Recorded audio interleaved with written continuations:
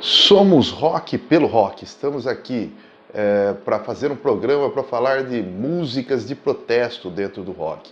Músicas que, de alguma forma, em algum tempo, protestaram politicamente e socialmente. Quero poder caminhar com minhas pernas, que as asas me suportem onde vou chegar. Na sétima posição eu escolhi a banda Black Sabbath com a música War Pigs.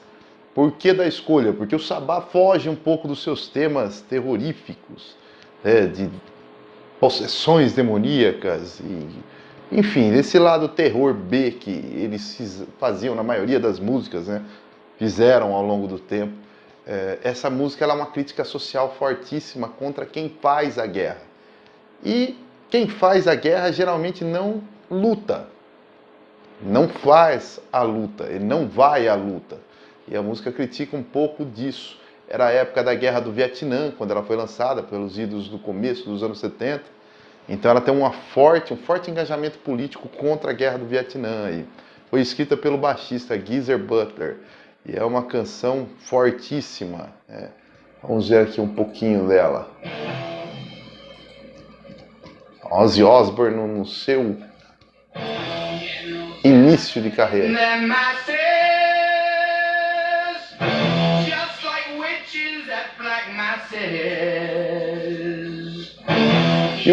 E a letra que retrata um pedaço dela, né? Que eu escolhi aqui para mostrar o quanto essa música é forte, né? O quanto ela critica esse lado. A próxima música é um som nacional de uma banda não tão conhecida, mas teve lá nos anos 80 assim, o seu grupo de fãs, que é a banda Uns e Outros, a música Carta aos Missionários, que tem uma das letras mais poeticamente engajadas e lindas da história do rock nacional. A banda foi formada em 1983 no Rio de Janeiro, mas lançou o seu álbum e essa música em 1989. E duvido que em 83 essa música que fala de generais passasse pelo crivo do militarismo, que embora estivesse no fim, ainda funcionava. É uma bela canção que também protesta contra as guerras e o que ela traz de malefício para a humanidade, né? Vamos ver um pequeno trecho para sentir a música.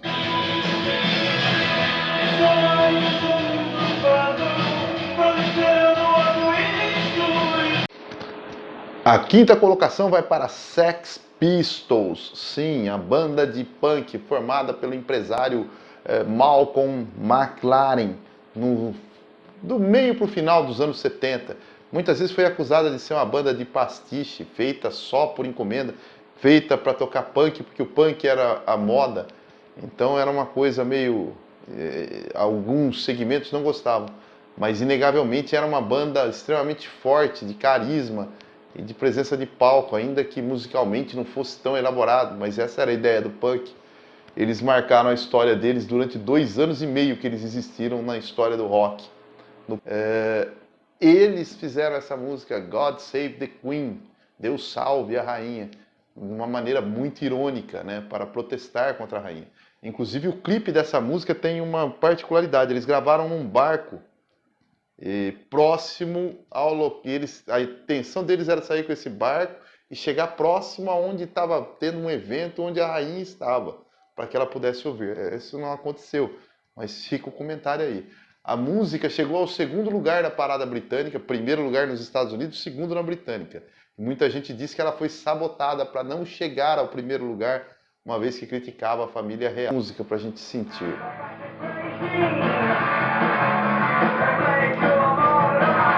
Punk rock. Do it yourself. Faça você mesmo. Uma música marcante. No 4º lugar, escolhi Killing in the Name, que muita gente chama de Killing in the Name of, mas o nome da música é Killing in the Name, do Rage Against the Machine. Uma banda formada por 2 figuras, a banda toda é boa, mas 2 figuras se destacam. O guitarrista né? O famoso Tom Morello, com seus hip-hippies na guitarra, mas ele tem uma sonoridade particular que o distingue de outros. E também o vocalista Zac de la Rocha, um cara de uma presença e muito forte de palco, e um lado social muito intenso, né? É uma banda social, a ponto de quando eles tocaram aqui no Brasil, se eu não me engano foi num Lollapalooza, eu acho que o festival era esse, existia uma parte da frente que era a área VIP, eles falaram que não iam tocar com a área VIP, e incitaram o povo a pular naquela área e tomar aquele espaço, porque no show deles não existe área VIP, para se ter uma ideia.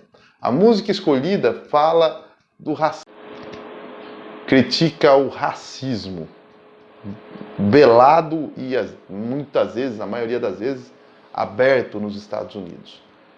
Então um trecho da música, acho que muito conhecida, né? Que todos conhecem. Eles faziam um som mais funkeado, um vocal meio rap do Zac de la Rocha. Tinha uma força imensa no palco.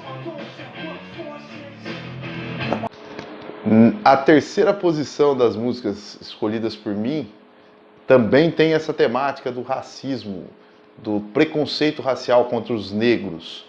É uma música do Bob Dylan que se chama Hurricane. Hurricane era o apelido de um lutador, de um pugilista norte-americano chamado Rubin Carter, que tinha grande potencial. Porém, nos idos de 1966, ele foi preso, supostamente por ter assassinado 3 pessoas, ele e um colega dele. O julgamento foi muito rápido, embora não tivesse evidências, eles foram condenados. E aí o ativismo começou a exigir a soltura deles porque eles eram inocentes. Não havia nada nos autos que constasse. Eles falaram no detector de mentira, o detector de mentira nada acusou e nem as próprias testemunhas conseguiram reconhecê-los. Então o crime, o julgamento e a prisão deles foi considerado um abuso. Isso foi retratado num filme chamado Hurricane, O Furacão, onde esse pugilista é interpretado pelo ator Denzel Washington. É um excelente filme. Bob Dylan foi uma das vozes que se levantaram contra. Esse boxeador Rubin Carter, o Hurricane, sempre esperou que os seus fãs se levantassem e ajudassem ele a sair da cadeia, onde estava preso inocentemente. Um dos fãs era Bob Dylan, que compôs essa linda canção chamada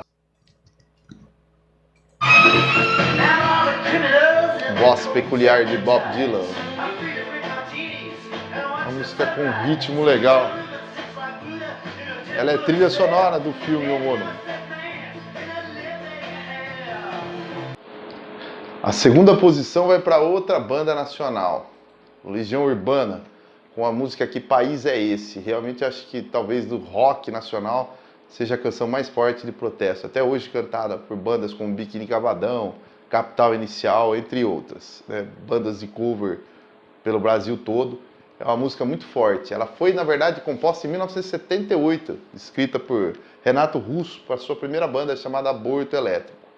Quando o Aborto Elétrico parou, ele continuou cantando essa canção, levou ela para o Legião, mas ela só foi gravada em 1987.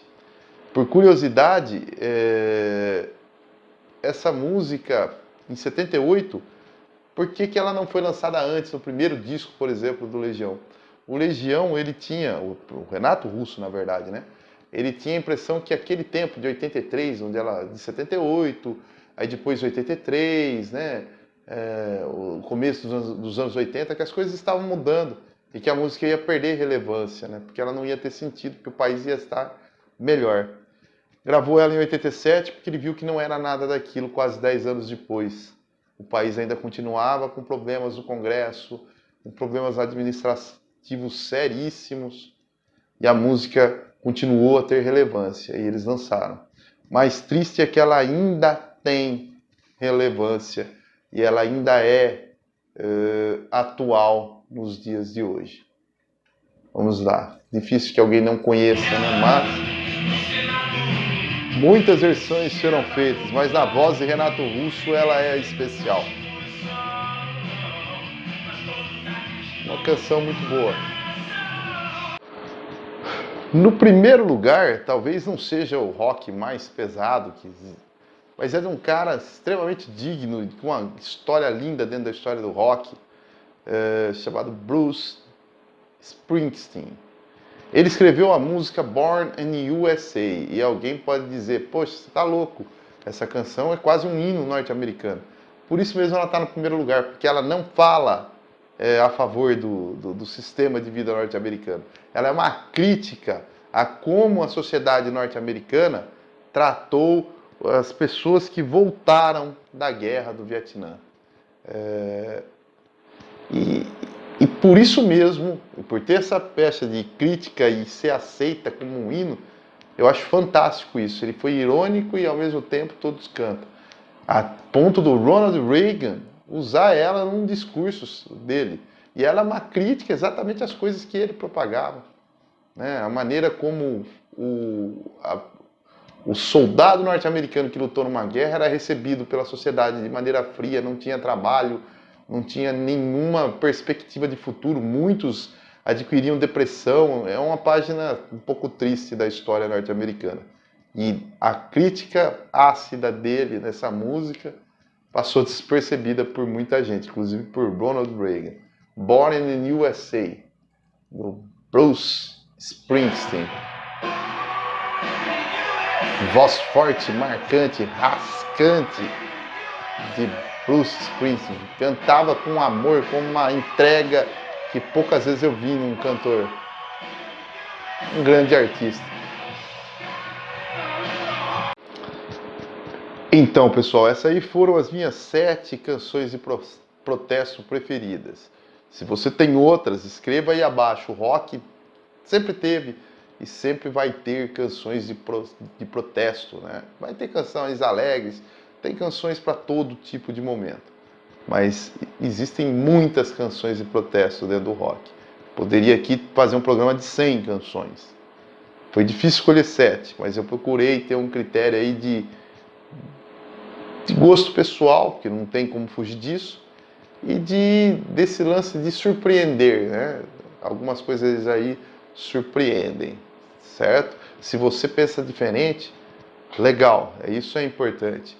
Coloca aí embaixo alguma canção que eu tenha não comentado e que você acha relevante dentro dessa história do rock de protesto, beleza? Valeu, fui!